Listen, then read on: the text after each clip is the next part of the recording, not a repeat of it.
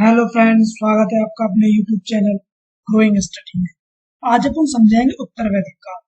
ठीक, अपन वैदिक काल समझ चुके हैं। ठीक है, ऋग्वैदिक काल 1500 से 1000 ईसा पूर्व। ठीक है, और आज अपन समझेंगे उत्तर वैदिक काल 1000 ईसा पूर्व से 600 ईसा पूर्व तक, यानी कि 1000 बीसी से 600 बीसी तक। ये है उत्तर वैदिक काल का टाइम।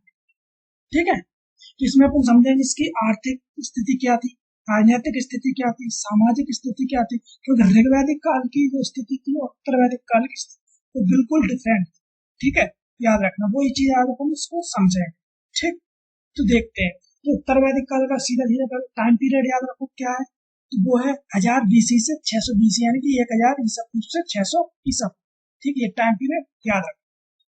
आगे देखो अब क्या है भारतीय इतिहास में उस काल को। ठीक है, जिसमें सामवेद, यजुर्वेद एवं अथर्ववेद तथा ब्राह्मण ग्रंथों, अरण्यकों, उपनिषदों की रचना हुई है, उसे बोलते हैं अपन उत्तर वैदिक काल। यानी जितने भी, क्योंकि ऋग्वैदिक काल में ओनली ऋग्वैदिक ग्रंथ था। ठीक है, ऋग्वेद वेद था अकेला, लेकिन उत्तर वैदिक काल में क्या था, जो तीन और वेद है, सामवेद, यजुर्वेद, अथर्ववेद, इन तीनों का वर्णन मिलता है। ठीक है, ये तीन इसी काल में लिखे गए हैं। उसके अलावा ब्राह्मण ग्रंथ है। ठीक है, चाहे वो ऐत्रेय ब्राह्मण हो, ठीक है, चाहे शतपथ ब्राह्मण हो। ठीक है, तो ये ब्राह्मण ग्रंथ भी लिखे गए, आरण्यक लिखे गए, आरण्यक यानी इन जंगलों में लिखा गया है। ठीक, उपनिषदों की रचना हुई है, तो वो उत्तर वैदिक काल में हुई है, इसलिए उत्तर वैदिक काल बोला जाता है। ठीक है, आगे देखो।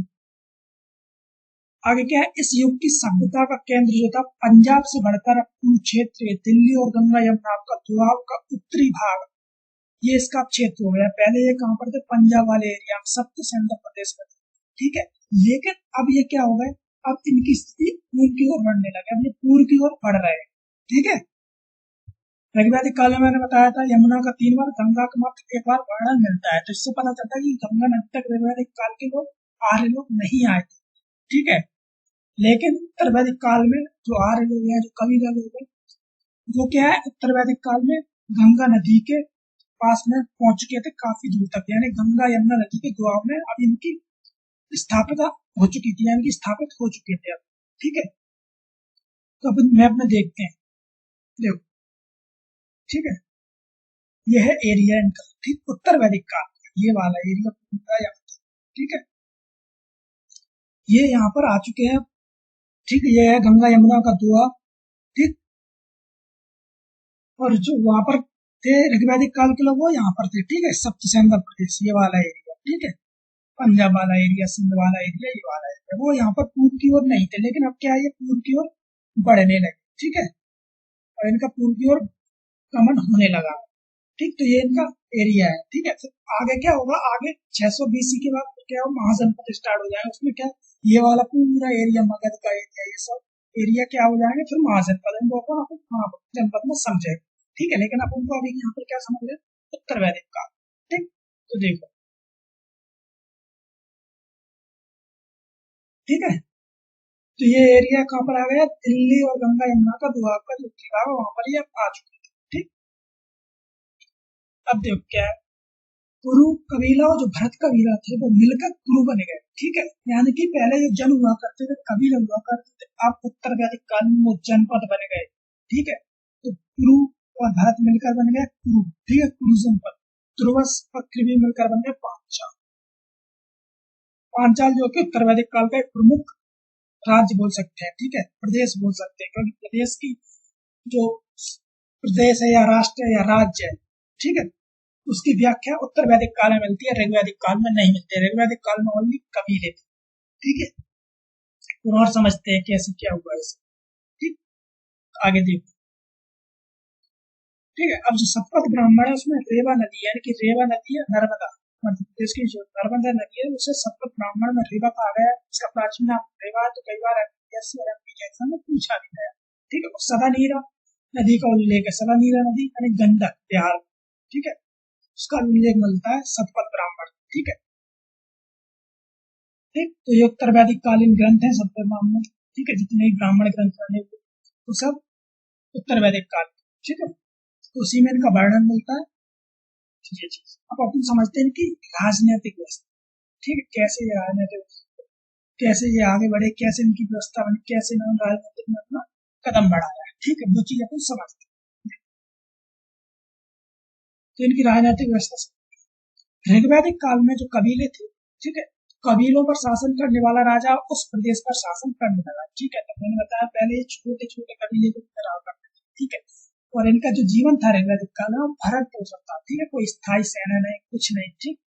कोई टैक्स प्रणाली नहीं, ठीक है। टैक्स प्रणाली कब रखी जाती है? अब सेना स्थायी, ठीक है। तो प्रदेश उसको चलाने के लिए टैक्स व्यवस्था है। ऋग्वैदिक काल में ऐसा कोई सिस्टम था ही नहीं। लेकिन उत्तर वैदिक काल में ये सब हुआ किसके कारण? एक मेन खोज होती, वो होती लोहे की खोज। वो इम्पोर्टेंट फैक्ट था उत्तर वैदिक काल में, जिसमें सब स्थितियां बदल दी, ठीक है। चाहे वो राजनीतिक स्थिति हो, चाहे आर्थिक स्थिति हो, चाहे सामाजिक स्थिति हो, ठीक है। सभी परिस्थितियों को बदल दिया गया लोहे की खोज हुई। लोहे की खोज हुई तो क्या हुआ है समझो। लोहे की खोज से क्या हुआ? जो जंगल, घने जंगल थे उनको काटा गया, क्योंकि अब लोग स्थायी हो गए थे। कृषि करने की, जो कृषि का क्या वो महत्व बढ़ गया था। लेकिन वैदिक काल में पशुपालन का महत्व था। कृषि के से लोग जानते थे, लेकिन कृषि नहीं करते थे, जिससे भारत पोषण हो जाए। लेकिन उत्तर वैदिक काल में कृषि एक महत्वपूर्ण इनका वो हो गया, आधार बन गया, ठीक है। और पशुपालन थोड़ा कम हो गया, ठीक है। अब ये क्या होगा? स्थायी होगा। कृषि का इतना बड़ा क्यों कृषि? क्योंकि लोहे की खोज हुई। लोहे की खोज हुई तो क्या होगा? लोहे की खोज से हर चीज, जंगलों को काटा गया, ठीक है। स्थायी इन्होंने अपना निवास बनाया, ठीक है। स्थायी निवास बनाया। कृषि की तो लोहे से हल बनाए, ठीक है। अब जोतने के लिए लोहे की चीजों को उपकरण बनाए, उससे क्या खेती को जुताई हुई, उससे क्या खेती अधिक होने लगी, ठीक है। खेती अधिक होने लगी तो उसका स्थायी जीवन भी उनका हुआ स्थापित, ठीक है। स्थायी जीवन हुआ तो अन्न वगैरह, ठीक है, भंडारण वगैरह, अन्न का भंडार वो सब करने लगे, ठीक। तो ऐसे धीरे धीरे क्या हुआ? जो जनपद जनपद में कन्वर्ट हो गया, ठीक। तो यहीं पर राज्य की अपने परिभाषा मिलती है, यानी कि राज्य नाम चीज का उल्लेख मिलता है, जो ऋग्वैदिक काल में नहीं मिलता है, ठीक है। तो लोहे की खोज महत्वपूर्ण फैक्ट है यहाँ पर, ठीक है, उत्तर वैदिक काल, ठीक। जो लोहे की खोज हुई थी वो सबसे पहले हुई थी कर्नाटक के धारवाड़। लेकिन उत्तर भारत में जो खोज हुई थी, यानी कि उत्तर भारत में जो साक्ष्य मिलते हैं लोहे के, वो अतरंजी खेड़ा से मिलते हैं। एटा, यानी कि एटा का मतलब यूपी, ठीक है। यूपी का जिला है एटा, वहां पर मिलते हैं क्या? एक जगह है, वहां पे सबसे पहले उत्तर वैदिक जो उत्तर भारत के लोहे के साक्ष्य मिलते हैं वो एटा में मिलते हैं। लेकिन सबसे पहले पूरे इंडिया में पूछेगा तो कर्नाटक में, ठीक है। कर्नाटक के धारवाड़ में। अब कर्नाटक से उत्तर में कैसे है, ठीक है। तो वो अभी ऐसा किसी को पता नहीं है, इतिहासकार उसको खोज कर रहे हैं, ठीक है। तो वो जब चीज सामने आएगी तो अपन पता चलता है, लेकिन किसी ना किसी माध्यम से तो उत्तर भारत में आया होगा लोहा, ठीक है, दक्षिण से, ठीक। वो चीज है। तो लोहे ने क्या किया? एक क्रांति पैदा कर दी, ठीक है, उत्तर वैदिक काल। कृषि अर्थव्यवस्था में क्या हुआ? परिवर्तन हुआ। कृषि महत्वपूर्ण हो गई, ठीक है। कृषि में होगी तो कृषि से ही क्या हुआ? राजनीतिक व्यवस्था में ही परिवर्तन आया, ठीक है। वो कुछ समझते हैं। तो ऋग्वैदिक काल में कबीले जो हुआ करते थे, शासन करने वाला राजा प्रदेश पर शासन करने लगा, ठीक है। प्रदेश बन गए, राज्य बन गए। आरंभ में पांचाल एक कबीला था, मैंने अभी बताया था, ठीक है। परंतु बाद में प्रदेश बन गया। उत्तर वैदिक काल में पांचाल सर्वाधिक विकसित राज्य हुआ, ठीक है। कुरुक्षेत्र, पांचाली उत्तर वैदिक काल में जनपद बन गए थे, राज्य बन गए थे, प्रदेश बन गए थे, ठीक है। याद रखिए। आगे देखिए, आगे क्या है? सभा और समिति इस समय भी राजा की निरंकुशता पर रोक लगाती थी, ठीक है। ऋग्वैदिक काल में भी बताया था कि जो सभा और समिति होती थी, ठीक है, सभा होती थी जिसमें उच्च वर्ग के लोग रहा करते थे, ठीक है। और समिति में आम जनता रहा करती थी। तो इस समय भी राजा को जो निरंकुश लगाते थे, वो अभी यही दोनों लगाते थे, क्योंकि राजा को अभी स्वतंत्रता नहीं थी, यानी कि वो निरंकुश था, अंकुश पे लगाया जा सकता था, ठीक है। सभा को अर्थवेद में नरिष्ठा कहा गया, ठीक। तो अथर्ववेद जब आया उत्तर वैदिक काल में, तो उसने सभा को एक शब्द किया नरिष्ठ, ठीक है। आगे देखो, उत्तर वैदिक काल में ऋग्वैदिक काल की सबसे प्राचीन जो संस्था हुआ करती थी, विदत सभा, समिति, विदत गण, चार मैंने बताए थे ऋग्वैदिक काल में। तो जो सबसे पुरानी सभ्यता हुआ करती थी उसे विदत बोलते थे ऋग्वैदिक काल में। लेकिन उत्तर वैदिक काल में वो समाप्त, ठीक है, जिसका अस्तित्व खत्म हो गया विदत, ठीक। ये याद रखो। आगे देखो, अथर्ववेद में ये क्वेश्चन कई बार पूछा गया, ठीक है, याद रखना। अथर्ववेद में सभा और समिति को प्रजापति की दो पुत्रियां कहा गया है, ठीक है। जो सभा समिति है, जो राजा को निरंकुश करती है, राजा को निरंकुश करती है, ठीक है, उसको अथर्ववेद में क्या कहा गया? प्रजापति की दो पुत्रियां कहा गया है। ये याद रखना। सीरत में क्वेश्चन बनता है कि अथर्ववेद में सभा समिति को क्या कहा गया है? तो प्रजापति की दो पुत्रियां कहा गया है, ठीक है। या फिर ऐसा पूछा जाए कि प्रजापति की पुत्री या सवा शंकु किस वेद में कहा गया, तो अथर्ववेद में कहा गया। याद रखना ये फैक्ट। ठीक है, आगे अपन समझते हैं। आगे क्या है, ऐत्रेय ब्राह्मण में राज की उत्पत्ति या राजा की देवी उत्पत्ति संबंधित विवरण मिलता है। ठीक है, तो जो राज्य की उत्पत्ति आ गई तो राजा को देवी शक्ति का संबंध उससे रिलेट करके कहा जाने लगा कि ये देवी शक्ति है, यानी कि राजा की शक्ति देवी का रिप्रेजेंटेटिव है, अपनी देवताओं का रिप्रेजेंटेटिव, ऐसा विवरण मिलने लगा है। ठीक है, अब राजा सामान्य उपाधियों के स्थान पर राजा, धीराज, सम्राट, एकराट जैसी उपाधियां धारण कर। ठीक है, तो देख यहाँ से क्वेश्चन पूछा गया था एनपीपीएससी में इस साल। ठीक, 2022 में हुआ था। क्वेश्चन पूछा गया था कि पूर्व में कैसे, मतलब जोड़ियां में पूछ लिया गया। ठीक है, ऐसे क्वेश्चन बन जाते तो याद रखना, क्योंकि ठीक है मध्य में बोला जाता है राजा, तो याद रखना सीधा क्वेश्चन होता है। मध्य में क्या बोला गया, राजा, उत्तर में बोला गया विराट, पूर्व में बोला गया सम्राट, पश्चिम में बोला गया स्वराट, और दक्षिण में बोला गया भोज। ठीक है, तो राजा की अलग अलग स्थिति पे अलग अलग एरिया को अलग अलग नाम से प्रेजेंट किया गया। तो याद रखना क्वेश्चन पूछा गया और आगे भी पूछा जाएगा। ठीक है, किसी भी तरीके से पूछा जा सकता है, जोड़ियों के रूप में पूछा जा सकता है, या फिर ऑप्शन के रूप में रखते हैं तो इनमें ऐसा कौन सा पूर्व में है या कौन सा नहीं है, तो ये सब याद रखना। एक बार फिर से देखो, जो मध्य में होता था उसे राजा बोलते थे, जो उत्तर में हुआ करता था राजा उसे विराट बोलते थे। ठीक है, और जो पूर्व में होता था उसे सम्राट, पश्चिम में स्वराट, दक्षिण में भोज। याद रखना। ठीक है, ये फैक्ट याद रखना, यहाँ से क्वेश्चन बन गया। ठीक है, आगे देखो, अथर्ववेद में राजा परीक्षित का उल्लेख मिलता है, जिसे मृत्यु लोक का देवता कहते हैं। ठीक है, अथर्ववेद में राजा परीक्षित का उल्लेख है, उन्हें मृत्यु लोक का देवता बोला गया है। ठीक है, उसी प्रकार उपनिषदों में भी कई राजाओं का उल्लेखों का वर्णन मिलता है, जैसे केकय के अश्वपति, ठीक है, काशी के अजातशत्रु, विदेह के जनक, कुरु के उद्वालक आरडी, ठीक है, उद्वालक आरडी तथा पांचाल के प्रवाहर। ठीक है, प्राण जैविक, ये याद रख। ठीक है, तो ये क्या उपनिषदों में कई राजाओं का वर्णन मिलने लगा है उत्तर वैदिक काल में, ऐसा ऋग्वैदिक काल में कोई वर्णन नहीं मिलता था। ठीक है, उत्तर वैदिक काल में राजा का सबसे महत्वपूर्ण संस्कार राज्याभिषेक होता था, जो राजसूय यज्ञ के द्वारा संपन्न हुआ करता था। ठीक है, तो राजा का जो राज्याभिषेक हुआ करता था वो राजसूय यज्ञ के द्वारा हुआ करता है, यानी कि यहाँ पर यज्ञ वगैरह स्टार्ट हो गए थे काफी मात्रा में। ठीक है, राजसूय यज्ञ, ठीक है, अश्वमेध यज्ञ, ये सब चीजें स्टार्ट हो चुकी थी उत्तर वैदिक काल में काफी मात्रा।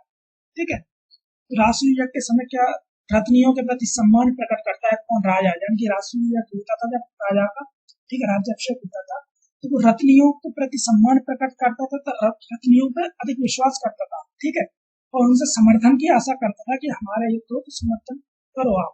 ठीक है, राजा रत्नियों के घर जाता था तो वह उपहार देता था। अब ये रत्नी कौन है, ये रत्नी इनके उच्च अधिकारी बोल सकते हैं। ये सीधा सीधा क्वेश्चन बन जाएगा। ठीक है, एग्जाम में कि रत्नियों का संबंध किससे करती है, उच्च अधिकारी होते हैं उन्हें रत्नी बोला जाता है। ठीक है, रत्नी, ठीक है, याद रखना, रत्न, उनके रत्न बोला जाता है, राजाओं के रत्न। ठीक है, तो रत्न याद रखना, ये कल पूछा जाता है एग्जाम में। ठीक है, ठीक, तो यानी कि ये रत्नियों का वर्णन मिलने लगा। ऋग्वैदिक काल में रत्नियों का वर्णन नहीं था, क्योंकि यहाँ पर ऋग्वैदिक उत्तर वैदिक काल में रत्न यानी कि राजाओं को चलाने के लिए, यानी कि राजाओं को सलाह देने के लिए, राजाओं का समर्थन करने के लिए, क्योंकि अब राजा महत्वपूर्ण होने लगा है। ठीक है, अब वो अब क्या करना चाहता है, भूमि और अधिक से अधिक भूमि, अधिक से अधिक भौतिक चीजों को अपनाने के लिए अब राजा युद्ध के रूप में भी, ठीक है, और युद्ध करेगा, अपना एरिया बढ़ाएगा, तो वो अपने लोगों के पास में रखेगा जिनके पास टैलेंट होगा, ठीक है, नॉलेज होगा, वही चीजें वही है रत्न। ठीक है, अधिकारी जैसे आज भी होते हैं, ब्यूरोक्रेटिस्ट बोलते हैं। ठीक है, तो वही चीज है, तो राजा क्या रत्नों को रखने लगा। ये परिवर्तन हो रहा है ऋग्वैदिक काल और उत्तर वैदिक काल। ठीक है, तो ये चीज समझना। ठीक, और शतपथ ब्राह्मण में 12 रत्नों का उल्लेख मिलता है। ठीक है, याद रखना 12 रत्नियों का उल्लेख मिलता है सब पर। मैंने शायद ऋग्वैदिक काल में ही बताया था रत्नियों का, लेकिन वहां पे रत्नियों का ऐसा कोई ज्यादा वो नहीं है। ठीक है, याद रखना, लेकिन जो रत्नियों का महत्व था, ठीक है, जो वर्णन सबसे अधिक वो उत्तर वैदिक काल में, याद रखना। और ये भी क्वेश्चन पूछा जाए कि सतपथ ब्राह्मण में कितने, तो 12 रत्नियों का उल्लेख मिलता है, याद रखना। ठीक है, आगे देखो, आगे क्या है, ऋग्वैदिक काल में बलि जो हुआ करता था, मैंने बताया था, वो एक स्वेच्छाकारी कर्म था। ठीक है, अपने अपनी इच्छा से लोग देते थे राजा को टैक्स, ठीक है। जबकि उत्तर वैदिक काल में यह नियमित कर दिया गया। तो मैंने बताया था सिंपल, ऋग्वैदिक काल में कोई युद्ध नहीं, कोई कुछ नहीं, ठीक है। वहां पर उनका जीवन का भरण पोषण का, ठीक है, पशुपालन करते थे, ठीक है। तो टैक्स से उनको मतलब ही नहीं था। टैक्स का कोई राज्य नाम की कोई चीज ही नहीं थी, तो टैक्स का क्या मतलब करें, ठीक है। मतलब वहां पर खुद ही अपना जीवन व्यतीत कर रहे हैं टैक्स किस रैंक में, वहाँ पे सभी समान है। राजा भी जो है वो भी एक सामान्य है। ऐसा नहीं है कि वहां पर ऋग्वैदिक काल का राजा जो बहुत बड़ा होता है, ऐसा कुछ नहीं है। वो भी सामान्य लोगों के साथ बैठ रहा है, जमीन पे बैठ रहा है, सभी बराबर है। बस बड़ा अच्छा है कि तुम राजा हो, ठीक है, लेकिन है वो सामान्य, सब कोई भी नहीं, ठीक है। तो टैक्स की कोई जरूरत ही नहीं हुआ करती है। उत्तर वैदिक काल में क्या है, राज्य का विस्तार करना, ठीक है, जीवन स्थायी हो गया है, कृषि एक महत्वपूर्ण भाग बन चुका है इनके जीवन का, ठीक है। तो अब क्या टैक्स रखेंगे, टैक्स रखेंगे तो सेना भी रखेंगे, सेना रखेंगे तो क्या राज्य का निर्माण करेंगे, राज्य को और बढ़ाएंगे। तो ये सब चीजें होने लगी, तो टैक्स क्या हो गया, नियमित हो गया, जिसे अपन 1/16 भाग कह सकते हैं कि 1/16 भाग राजा लिया करता था टैक्स, ठीक है। याद रखना है, आगे समझो, ठीक। अभी अपन सामाजिक जीवन, तो आर्थिक और राजनीतिक जीवन अपन समझ चुके हैं, ठीक है। तो राजनीतिक जीवन अपन समझ लिया कैसे कैसे ये सब हुआ, ठीक है। तो सबसे फैक्ट जो इम्पोर्टेंट है वो कृषि, उसमें लोहे की जो खोज हुई थी उससे ये सब परिवर्तन हुआ, ठीक है।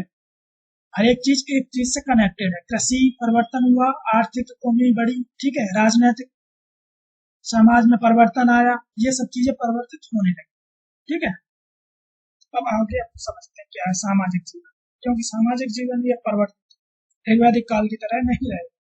इस काल में यज्ञ का जो अनुष्ठान है अत्यधिक बढ़ गया, जिससे ब्राह्मणों की शक्ति में वृद्धि, ठीक है, क्योंकि यज्ञ यज्ञ करवाने लगे, ठीक है। यज्ञ क्यों, क्योंकि मैंने बताया देवी शक्ति को राजा के रूप में रिप्रेजेंटेड माने जाने लगा, ठीक है। यानी कि उसका उत्तराधिकारी, यानी उसका प्रतिनिधित्व करता है देवियों का, यानी राजाओं का और देवताओं का। तो यज्ञ का अनुष्ठान भी अत्यधिक हो गया, ठीक है। तो यानी कि यजुर्वेद में यज्ञ का मिलता है वर्ड, ठीक है। तो ये इतने भी यज्ञ हुए हैं, ठीक है, अश्वमेध यज्ञ हुआ, ठीक है, और आसु यज्ञ, ये सब यज्ञ स्टार्ट हो गए। तो यज्ञ स्टार्ट हुआ तो यज्ञ कौन कराएगा, ब्राह्मण। तो ब्राह्मणों की शक्ति में क्या होगी, वृद्धि, ठीक है। तो यहीं से ब्राह्मणों की शक्ति में क्या होने लगी, वृद्धि, ठीक है। लेकिन ऋग्वैदिक काल में ऐसा कुछ होता नहीं था, ठीक है। अब युद्ध के लिए, स्थायी जीवन के लिए, अपना विस्तार करने के लिए यज्ञ का भी अनुष्ठान होने लगा। आगे देखो, इस काल में वर्ण व्यवस्था का जो आधार था वो कर्म पर आधारित न होकर जन्म पर आधारित हो गया है, ठीक है। वर्ण व्यवस्था जो वैदिक काल में थी, लेकिन वो जन्म पर आधारित नहीं थी, वो कर्म पर आधारित थी, ठीक है। जिसके पास योग्यता थी वो उसी के अनुसार कार्य करेगी, वो ऋग्वैदिक काल में था, ठीक है। लेकिन यहाँ पर क्या हो गया, जन्म पर आधारित है। ब्राह्मण के घर में हो तो ब्राह्मण ही कहलाओगे, और क्षत्रिय घर में हो तो क्षत्रिय कहलाओगे, शूद्र के घर में शूद्र, वैश्य घर में वैश्य, भले ही तुम्हारी योग्यता कुछ भी, ठीक है। तो योग्यताओं को महत्व कम दिया जाने लगा उत्तर वैदिक काल में, याद रखना, ठीक है। ठीक, पहले क्या हुआ था ऋग्वैदिक काल में, एक ही घर में और तो 4 तरह के लोग मिल जाए, क्षत्रिय मिल जाए, ब्राह्मण मिल जाए, वैश्य मिल जाए, शूद्र मिल जाए। जैसे ज्ञान का नॉलेज, यानी कि नॉलेज का ज्यादा ज्ञान, ठीक है, नॉलेज हो जिसके पास, उसके पास से ब्राह्मण मिल जाए उस घर में, ठीक है। अगर एक शारीरिक रूप से बहुत मजबूत हो लेकिन ज्ञान वगैरह नहीं है, लेकिन शारीरिक तरीके से बहुत मजबूत, वो हो जाएगा क्षत्रिय। जिस व्यापार करने में इंटरेस्ट हो, ठीक है, व्यापार है तो उसे व्यापार करना, तो वो हो जाएगा व्यापार, ठीक है। जो सेवा भाव का इसके अंदर मन में सेवा भाव है तो वो हो जाएगा शूद्र। तो पहले एक घर में 4 लोग मिल जाते, ठीक है, एक ही परिवार। लेकिन उत्तर वैदिक काल में क्या, अब ये सब चीजें नहीं मिलेगी, ब्राह्मण घर में सिर्फ ब्राह्मण ही मिलेगा, ठीक है, भले ही उसमें योग्यता हो या ना हो, ठीक। ये चीजें परिवर्तित होने लगी उत्तर वैदिक काल, ठीक है। अब देखो, क्योंकि अब यज्ञ करवाएगा तो ब्राह्मण, तो ब्राह्मण अगली यज्ञ होगी तो कौन करेगा, तो उसी के घर से ब्राह्मण को किया जाए, किसने यज्ञ करवाई थी, अब इसी के घर से होगा, ठीक है। क्योंकि ऐसे सब चीजें धीरे धीरे स्थिर होने लगी, ठीक है। ब्राह्मण की यज्ञ कराएगा, ब्राह्मण को नॉलेज होगा, पुरोहित बनेगा आगे जाके, ठीक है। क्षत्रिय है तो वो अब वही रक्षा करेगा, सुरक्षा करेगा। तो ये सब चीजें धीरे धीरे स्थिर होने लगी, ठीक है। ये सब चीजें आगे देखो, ऐत्रेय ब्राह्मण में क्षत्रियों को ब्राह्मणों से श्रेष्ठ कहा गया। तो ये ज्यादा याद नहीं रखना फैक्ट, क्योंकि एक ऐत्रेय ब्राह्मण है उसमें जो क्षत्रिय है उनको ब्राह्मणों से श्रेष्ठ कहा, ठीक है, ये चीज नॉर्मल है, याद रखो याद रखो। आगे देखो, ब्राह्मण क्षत्रिय वैश्य तीनों, ठीक है। चौथा इसमें नहीं है, ब्राह्मण क्षत्रिय वैश्य, शूद्र नहीं है। ब्राह्मण क्षत्रिय वैश्य को द्विज कहा गया है, ये याद रखना, ये क्वेश्चन कई बार पूछा। द्विज में कौन कौन आते हैं ऐसे ऑप्शन में रखिए, तो याद रखना ब्राह्मण क्षत्रिय वैश्य, इनके ऊपर ये तीन होते हैं, ब्राह्मण क्षत्रिय वैश्य, उन्हें बोला जाएगा द्विज, ठीक है। ये उपनयन संस्कार के अधिकारी थे, यानी कि ये इनको संस्कार, उपनयन संस्कार मतलब इनको शिक्षा का अधिकार था, ये शिक्षा प्राप्त कर सकते थे, ठीक है। ये थी, लेकिन ऋग्वैदिक काल में क्या हुआ, चारों को उपनयन संस्कार का अधिकार था, लेकिन इसमें क्या हुआ, जो शूद्र है उनसे उपनयन संस्कार का अधिकार छीन लिया गया, और यहीं से शूद्रों को क्या हुआ, आधारहीन मानने की प्रक्रिया शुरू हो गई, ठीक है। अपात्र मानने की या आधारहीन मानने की प्रक्रिया शुरू हो गई, शूद्रों से क्या कर लिया, उपनयन संस्कार का अधिकार छीन लिया, ठीक है। ठीक, तो ये चीज है, याद रखना। तो उपनयन संस्कार शूद्रों से छीन लिए गए उत्तर वैदिक काल में, ठीक है। तो ये चीज है। आगे देखो, शूद्रों में रथकार का स्थान ऊंचा था, ठीक है। जो शूद्र हुआ करता में एक था रथकार, यानी कि रथों का निर्माण करता था, रथ की देखभाल करता था, तो वो था रथकार। बस उसका क्या, उसे मिला हुआ था उपनयन संस्कार शूद्रों, तो क्या स्थितियां धीरे धीरे खराब हुई, ठीक है। लेकिन थोड़ा बहुत बचा हुआ तो आगे जाकर पूरी तरीके से खत्म हो जाएगा। अब यह शूद्रों में जो रथकार है, सभी शूद्रों में नहीं, मतलब सभी शूद्रों को पूरी तरीके से खत्म नहीं किया गया, एक दो जैसे बच्चे हैं जैसे शूद्रों में रथकार वगैरह, लेकिन कंडीशन खराब होने लगी है, याद है, ठीक है। एक आध जगह बस ऐसे मिल जाए तो उससे कोई मतलब नहीं है, लेकिन शूद्रों की स्थिति अपमानजनक आधारित हो गई, ठीक है। इस समय समाज में अस्पृश्यता यानी कि छुआछूत की भावना का जन्म नहीं हुआ था, वो आगे जाके होगा, ठीक है, जब जाति व्यवस्था है, ठीक है। तो अस्पृश्यता यानी छुआछूत की भावना नहीं थी उत्तर वैदिक काल में, तो ये याद है, ठीक है। आगे इस काल में केवल 3 आश्रम, ब्रह्मचर्य, गृहस्थ तथा वानप्रस्थ, इसकी जानकारी मिलती है। चौथे आश्रम का संन्यास को अभी स्पष्ट स्थापना नहीं हुई उत्तर वैदिक काल में, ठीक है, याद है। 3 आश्रम थे, ब्रह्मस्थ, गृहस्थ और वानप्रस्थ, ठीक है। और चौथा जो आश्रम है, ठीक, वो है संन्यास आश्रम। उसका वर्णन कहाँ पर मिलता है, यानी कि चारों का जो वर्णन मिलता है, ठीक है, वो मिलता है जवालोपनिषद, ठीक है, जवालोपनिषद, याद रखना, ठीक है। इसमें चारों आश्रमों का विवरण मिलता है, और उत्तर वैदिक काल में सिर्फ तीनों का मिलता है, ठीक है। तो ये फैक्ट याद रखना इम्पोर्टेंट। आगे देखो, इस काल में स्त्रियों के लिए उपनयन संस्कार प्रतिबंधित हो गया, यानी कि स्त्रियों की स्थिति में गिरावट आने लगी। लेकिन वैदिक काल में जो स्त्रियों की स्थिति थी, उसकी अपेक्षा इसमें गिरावट आने लगी, भले ही पूरी तरीके से नहीं गिरावट आई, लेकिन स्टार्ट हो चुकी थी, क्योंकि इनसे जो महत्वपूर्ण था इनका उपनयन संस्कार वो छीन लिया गया, यानी कि इनको शिक्षा का अधिकार से वंचित कर दिया गया, ठीक है। एक दो मिले नहीं जिनको मतलब है अधिकार, लेकिन ज्यादातर अब स्त्रियों के उपनयन संस्कार से प्रतिबंधित कर दिया गया, ठीक है। और सती प्रथा, प्रथा प्रथा अभी भी नहीं, मतलब सती प्रथा प्रथा प्रथा अभी आई नहीं, ठीक है। लेकिन जो उपनयन संस्कार है स्त्रियों का वो समाप्त कर दिया, शूद्रों का उपनयन संस्कार, स्त्रियों का उपनयन संस्कार, कार्ड तो कुछ रहा हुआ है तो उपनयन संस्कार को प्रतिबंधित करने का, तो स्त्रियों के जो संस्कार का प्रतिबंधित करने का जो कारण है वो एक राजनीतिक कारण है। कैसे, समझो,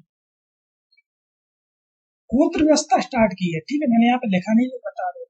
गोत्र व्यवस्था उत्तर वैदिक काल की देन है, यानी कि ऋग्वैदिक काल में गोत्र का कोई वर्णन नहीं है, लेकिन उत्तर वैदिक काल में गोत्र व्यवस्था, ठीक है, यानी कि एक ही जाति के लोग एक ही जाति में व्यवहार नहीं कर सकते, मतलब एक ही परिवार या एक ही कुल के, ठीक है। तो ये गोत्र व्यवस्था स्टार्ट की थी, क्यों, क्योंकि राजनीतिक बढ़ावा देने के लिए, ठीक है, ठीक है। अकेला आर्थिक कारण ही नहीं होता कि राजनीतिक विस्तार किया है, कई भी कारण, उसमें एक कारण ये भी है कि शादी विवाह, ठीक है।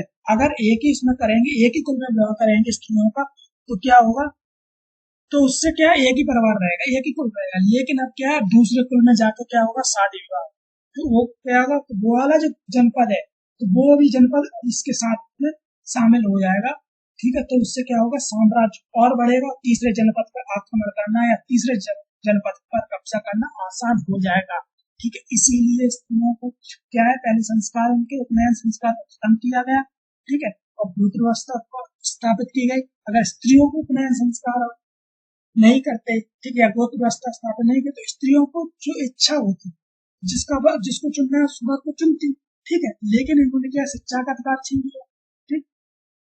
और गोत्र व्यवस्था स्टार्ट करके इस गोत्र में विवाह नहीं किया जाएगा, उसे राजनीति से जोड़ दिया गया, ठीक है, राजनीति से जोड़ दिया गया स्त्रियों, इसलिए उनके उपनयन संस्कार और उनके गोत्र व्यवस्था से रिलेट कर दिया गया, ठीक है। तो क्या अब दूसरे कुल में जाके शादी करें, तो ये चीज है, ठीक है, इसलिए इसको स्टार्ट किया गया गोत्र व्यवस्था।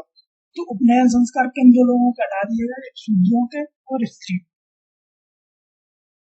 ठीक है।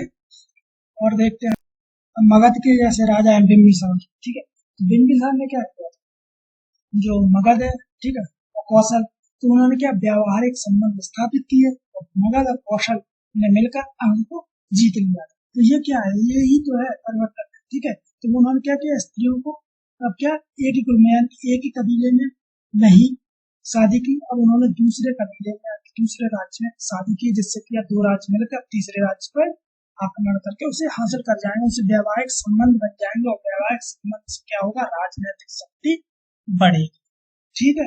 ये चीज में परिवर्तन हुआ, याद रखना, ठीक है, आगे समझते हैं, ठीक। सतपथ ब्राह्मण में अनेक विदुषी कन्याओं का भी उल्लेख मिलता है, ठीक है। तो मैंने बताया कि उनके नया संस्कार खत्म कर दिया, लेकिन उस जगह पर अभी भी थे, कंडीशन इतनी खराब नहीं हुई थी, लेकिन होने लगी।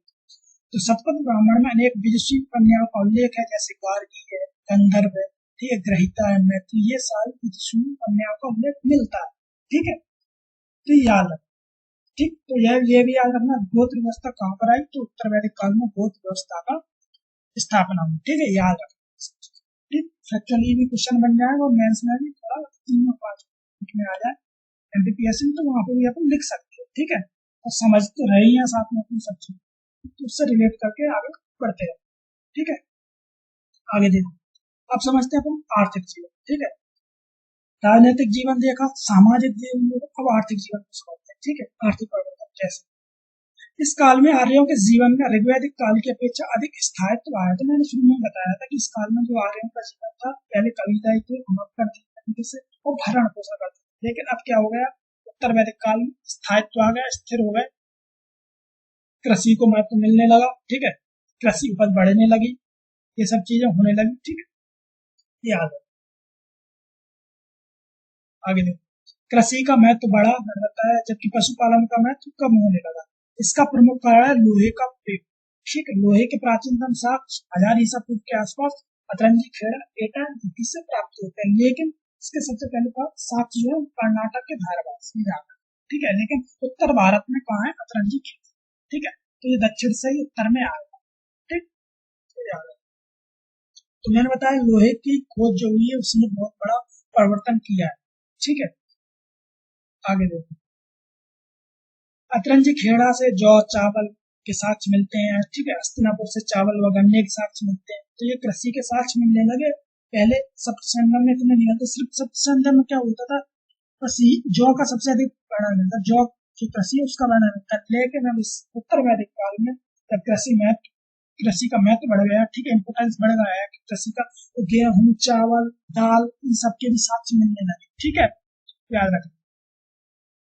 और यजुर्वेद में हल को शीर कहा गया है, ठीक है। अब हल क्या है, एक महत्वपूर्ण फैक्ट बन गया है, ठीक है, महत्वपूर्ण चीज बन गई है, किसके लिए, कृषि के लिए, उत्तर वैदिक काल के लिए, ठीक है, क्योंकि अब हल से ही पूरी खेती होनी है, ठीक है। लोहे के जब हम बनाएंगे तो मिट्टी का कटाव होगा, ठीक है, उसको खेतों में जुताई होगी, तो उस अच्छी तरीके से बीजों को बोया जाएगा, अच्छी तरीके से कृषि होगी, ठीक है, अच्छी फसल होगी। तो इसीलिए अब यजुर्वेद में हल को महत्व दिया जाने लगा, तो उसका नाम है शीर। लेकिन ऋग्वैदिक काल में ऐसा कोई हल का वर्णन नहीं मिलता, यानी कि हल का वर्णन मिलता है लेकिन इसको नाम नहीं दिया गया है, ठीक है। इसका महत्व बढ़ने लगा, हल की पूजा भी होने लगी, और आज भी कई जगह बहुत सी जगह हल की पूजा की जाती है, यानी कि जिसका महत्व बढ़ जाता है, ठीक है, उसकी पूजा की जाती है, सीधा सीधा फैक्ट है, ठीक है। गोबर की खाद के लिए शब्द जो यूज किया गया उससे करी शब्द का प्रयोग किया गया यजुर्वेद, ठीक है। तो अपन को हल का नाम याद रखना, हल को क्या बोलते थे, सीर बोलते थे, याद, ठीक है, फैक्चुअली क्वेश्चन बन जाता है। आगे भूमि पर व्यक्तिगत अधिकार की भावना धीरे धीरे मजबूत होती जा रही, तो मैंने बताया ठीक है। अब जो भूमि पर अधिकार है व्यक्तिगत, वो क्या धीरे धीरे मजबूत होती जा रही है, इनका विस्तार करना चाह रहे हैं, ये हमारे पास आया सब कुछ, ठीक है। युद्ध की भावना होगी इससे उत्पन्न, तो ये सब चीजें होने लगी उत्तर वैदिक काल। आगे क्या है, इस काल में लोग 4 प्रकार के बर्तनों, ठीक है। अब थोड़ा बर्तन उनकी कला के बारे में थोड़ा समझ लो क्या है, ठीक है। मृत भांडों के परिचित थे, जैसे काले व लाल भांड, काले रंग के भांड, लाल भांड और चित्रित भूषण मृत भांड, ठीक है। तो अपन को याद क्या रखना है, देखो ऋग्वैदिक काल में लाल कलर के मिलते थे, काले कलर के जो मिट्टी के बर्तन हुआ करते थे, ठीक है, तो वो मिलते थे। लेकिन उत्तर वैदिक काल की जो विशेषता है, कई बार क्वेश्चन ही पूछा गया है, तो उत्तर वैदिक काल की है, यहाँ पर चित्रित भूषण मृदभांड मिलने लगे, ठीक है। ठीक, कलर तो हुआ करता था, बल्कि डिजाइन वगैरह चित्र वगैरह भी स्टार्ट हुआ, ओनली कलर नहीं। तो ऋग्वैदिक काल में क्या कलर थे, ठीक है। तो ये चीज है, तो चित्रित भूषण मृदभांड इस युग की विशेषता थी। ये क्वेश्चन याद रखना, क्वेश्चन पूछा जाता है, ठीक है। आगे देखो, कृषि के अतिरिक्त विभिन्न प्रकार के शिल्पों का भी उदय हुआ है, जैसे धातु शोधक, ठीक है, रथकार, बढ़ई, चरमचार, चरमकार, स्वर्णकार, कुम्हार, व्यापार, यानी ठीक है। तो कुम्हार, व्यापारी वगैरह ये सब ऋग्वैदिक काल में भी थी, लेकिन अब इनका महत्व बढ़ने लगा, ठीक है। शिल्पों का भी उदय हुआ, अत्यधिक मात्रा में बढ़ने लगी, ठीक है। क्योंकि अब कृषि आधारित व्यवस्था हो गई, कृषि है, इकोनॉमी बढ़ेगी, ठीक है। ये व्यापार भी होगा, ये सब चीजें एक दूसरे से कनेक्टेड है, ठीक है। तो इनका भी महत्व बढ़ने लगा, ठीक है। और रथकार है, तो रथकार का महत्व बढ़ेगा इसी तरह से, क्योंकि अब जमीन का भी युद्ध करना स्टार्ट हो गया, युद्ध स्टार्ट हो गए, तो रथकार का भी महत्व बढ़ जाएगा। बढ़ई यानी कि रथ को बनाने के लिए बढ़ई का भी बढ़ जाएगा, ये सब चीजें होने लगी, ठीक है, ठीक। और धातु शोधक, धातु का भी उपयोग होने लगा, लोहा की खोज हुई, तांबे की, ठीक है, चांदी की, ये सब चीजें इसमें आ गई उत्तर वैदिक काल में, ठीक है। तो धातु का महत्व बढ़ने लगा, ठीक है। धातु की शोध होने लगी, धातु को खोजा जाने लगा और अधिक मात्रा में, क्योंकि जब लोहे से इतनी क्रांति आ चुकी, तो लोगों ने सोचा और भी जो मेटल है, धातु है, उनकी भी खोज करके उनका भी यूज किया जाएगा, तो और अधिक महत्व बढ़ेगा, तो वो सब चीजें होने लगी, ठीक है। आगे देखिए, ब्राह्मण ग्रंथों में श्रेष्ठी का उल्लेख मिलता है, ठीक है। श्रेष्ठी क्या है, श्रेष्ठी जो है, या श्रेष्ठी को श्रेणी का प्रधान व्यापार, यानी व्यापारियों का जो समूह होता था, उसका जो एक प्रमुख हुआ करता था, उसे बोलते हैं श्रेष्ठी या श्रेणी, ठीक है। तो जो व्यापारियों का जो ग्रुप हुआ करता था, उसे बोलते हैं श्रेणी, ठीक है। उसे बोलते हैं क्या, श्रेणी। और जिस श्रेणी का जो प्रमुख हुआ करता था, वो श्रेष्ठी या श्रेष्ठी बोलते थे। याद रखना, ये टर्म पूछी जाती है, ठीक है। तो श्रेष्ठी किससे रिलेटेड है, व्यापारियों से। और ऋग्वैदिक काल में पणि बोला जाता था व्यापारियों को, याद रखना होगा, क्योंकि पणि पूछा जा चुका है एमबीबीएस, तो श्रेष्ठी भी पूछा जा सकता है। तो उत्तर वैदिक काल में श्रेष्ठी क्या है, व्यापारियों के ग्रुप के समूह, यानी एक उनका प्रमुख हुआ करता था श्रेष्ठी, ठीक है, याद है। आगे देखो, मुद्रा का प्रचलन नियमित नहीं था, अब भी वस्तु विनिमय प्रणाली थी, ठीक है। तो मुद्रा अभी भी नहीं आई थी, ठीक है, या फिर आ गई थी, लेकिन उसका कोई ऐसा प्रचलन नहीं था, ठीक है। अभी भी वस्तु विनिमय प्रणाली थी जो ऋग्वैदिक काल में थी, ठीक। अजय सतमान है, निष्क है, पाद है, आदि, ये क्या थी, माप की इकाइयां थी, ठीक है, ये याद है। तो ये निष्क आगे जाके आभूषण बन जाए, आभूषण के रूप में इसको जाना जाता है, ठीक है। तो ये माप की इकाई थी, कोई वो नहीं थी मुद्रा, ठीक है। जो वस्तु विनिमय प्रणाली थी वही चल रही थी अभी, ठीक है, याद रखो। आगे देखो, अब देखो धार्मिक जीवन, तो अपन सामाजिक, आर्थिक, राजनीतिक जीवन समझकर धार्मिक जीवन, ठीक है। एक चीज और याद रखना, यहाँ पे क्या हुआ, जो सेना थी वो अस्थायी सेना, हालांकि अभी भी स्थायी सेना का उतना उल्लेख नहीं मिलता है, जैसे ऋग्वैदिक काल में कोई स्थायी सेना थी, यहाँ पर भी स्थायी सेना का वो नहीं है, ठीक है। तो स्थायी सेना का वर्णन नहीं मिलता है उत्तर वैदिक काल में, ठीक। लेकिन ऋग्वैदिक काल की अपेक्षा यहाँ की जो सेना थी वो थोड़ी अच्छी बनाई लोगों ने, ठीक है, कबीलों ने बनाई, क्योंकि हम उनको दूसरी जगह पर भी कब्जा करना है दूसरी, लेकिन ऐसी कोई स्थायी सेना नहीं रखते थे, ठीक है। जब भी सेना की जरूरत पड़ती थी, तो वही कबीलों यानी ठीक है राज्यों से अपने अच्छे लोगों को लेकर चलते थे, ठीक है। ये सब चीज, लेकिन धीरे धीरे आने लगा था पड़ जाता है स्थायी सेना बंद, क्योंकि टैक्स अगर आने लगा है, तो टैक्स से क्या राज्य मजबूत करेंगे और सेना को भी मजबूत किया जाए। आगे देखो, धार्मिक जीवन, धार्मिक जीवन में क्या है, इस काल का मूल जो था वो यज्ञ के साथ साथ अनेकानेक अनुष्ठान और मंत्र विधियां प्रचलित हो गई। ठीक है, यज्ञ तो मैंने बताया, यज्ञ का भी महत्व बढ़ने लगा और अनेक जो अनुष्ठान वगैरह थे, मंत्र विधियां थी, वो भी प्रचलित हो गई थी इसमें धार्मिक जीवन के उत्तर वैदिक काल में। ठीक है, याद है। ऋग्वैदिक काल के जो प्रमुख देवता थे इंद्र और अग्नि, उनका महत्व पहले से कम हो गया थोड़ा, और उन्हीं के स्थान पर अब जो प्रजापति यानी कि सृजन का देवता, उनका स्थान अधिक प्राप्त हो गया। ठीक है, उनका स्थान सर्वोच्च हो गया। तो ये याद रखना, ये क्वेश्चन पूछा जा सकता है उत्तर वैदिक काल में किस देवता का महत्व बढ़ गया, यानी कि कौन से देवता प्रमुख थे, तो वो थे प्रजापति यानी कि सृष्टि के देवता, सृजन का देवता, सृष्टि को रचने वाले देवता, वो थे प्रजापति। ठीक है, इंद्र और अग्नि का महत्व खत्म नहीं हुआ लेकिन कम होने लगा, थोड़ा कम हो गया। ऋग्वैदिक काल में इंद्र और अग्नि, इंद्र का 250 शब्दों का वर्णन मिलता है ऋग्वैदिक काल, तो वहां पर बहुत महत्व आ जाते देवता थे इंद्र। ठीक है, याद रखना। तो ये सब परिवर्तन क्या हो रहा है, सब चीजें अब क्या है, स्थायी जीवन बन गया है। ठीक है, ये सब चीजें आर्थिक, राजनीतिक, धार्मिक सब जीवन परिवर्तन होने लगा है। आगे देखो, पशुओं के जो देवता रुद्र इस काल में एक महत्वपूर्ण देवता बन गया। ठीक है, ऋग्वैदिक काल में पशुओं के देवता रुद्र हुआ करते थे। ठीक है, लेकिन अब उनकी पूजा उत्तर वैदिक काल में शिव के रूप में की जाने लगी। ठीक है, और जो पूषण थे वो शूद्रों के देवता हो गए उत्तर वैदिक काल में, जिन्हें ऋग्वैदिक काल में पशुओं का देवता कहा जाता था। यह कंडीशन हो गई। देख लो, जो पूषण थे, शूद्रों की स्थिति खराब, उपनयन संस्कार समाप्त कर दिए गए। ठीक है, तो याद रखना, तो पूषण जो देवता थे शूद्रों के देवता कहलाते थे ऋग्वैदिक काल। अब वो क्या हो गया, सॉरी, पशुओं के देवता कहलाते थे ऋग्वैदिक काल।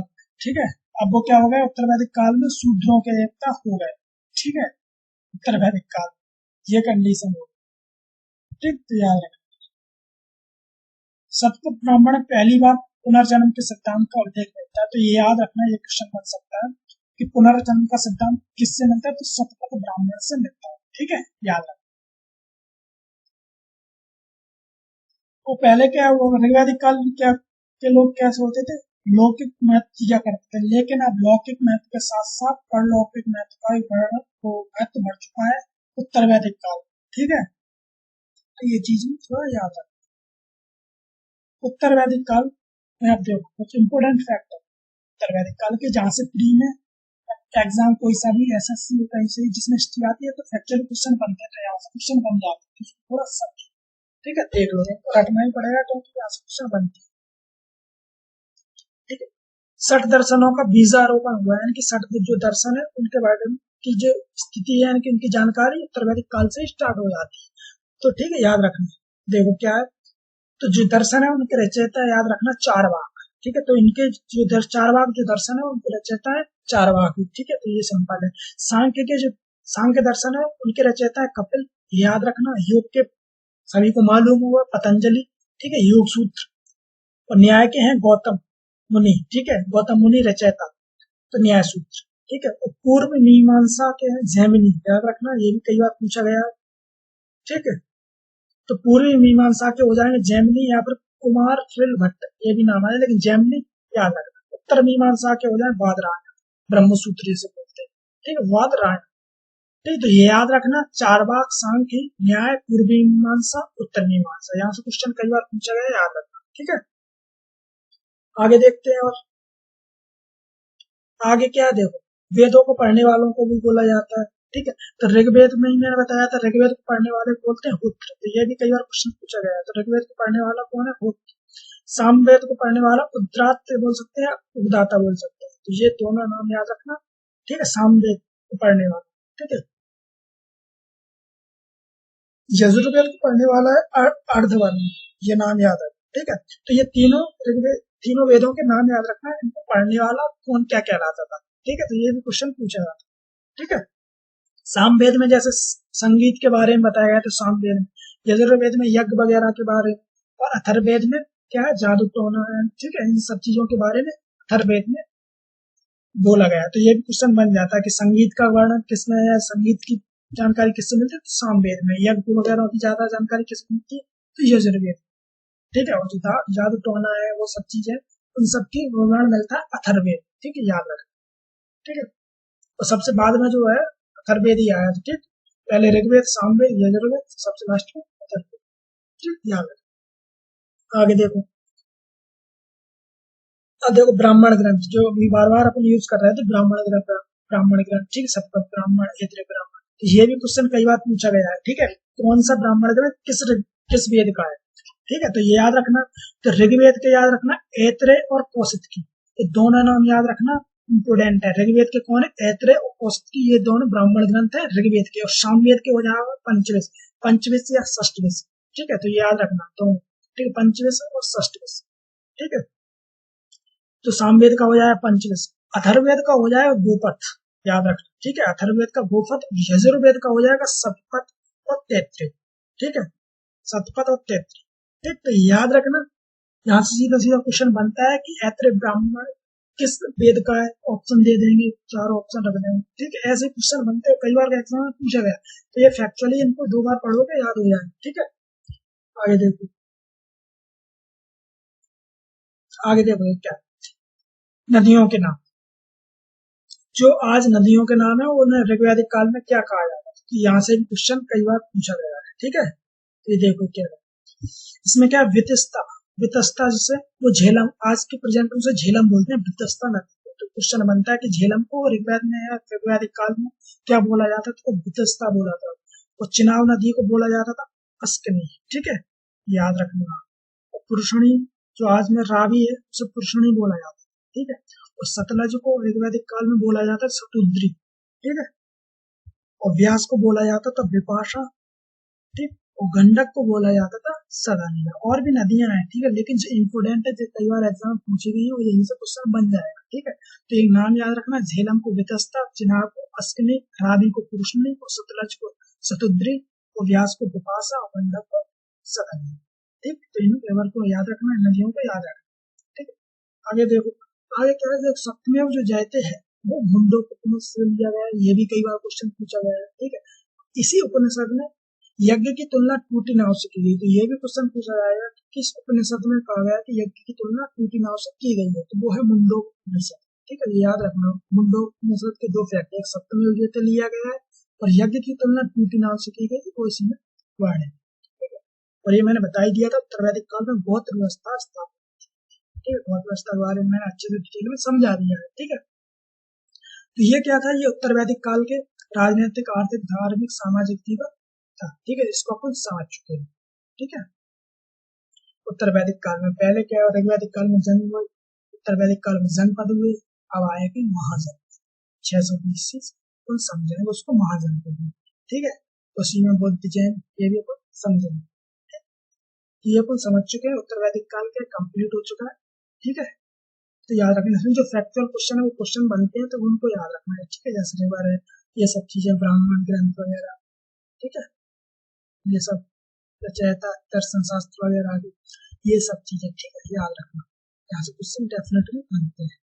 ठीक, तो उत्तर वैदिक काल कंप्लीट कर चुके हैं। ठीक, अगर एक दो चीज अपन रह गई है तो उसको अपन आगे वीडियो में कंप्लीट कर लेंगे। ऐसा कुछ नहीं कि इसी वीडियो में सब कुछ कंप्लीट हो गया हो। ठीक है, अगर एक दो पॉइंट अगर रह गए हो जो इम्पोर्टेंट लगेंगे वो अपन आगे भी कंटिन्यू कर लेंगे, उनको आगे समझ लेंगे। ठीक है, तो मिलते हैं अगले वीडियो में। जय हिंद।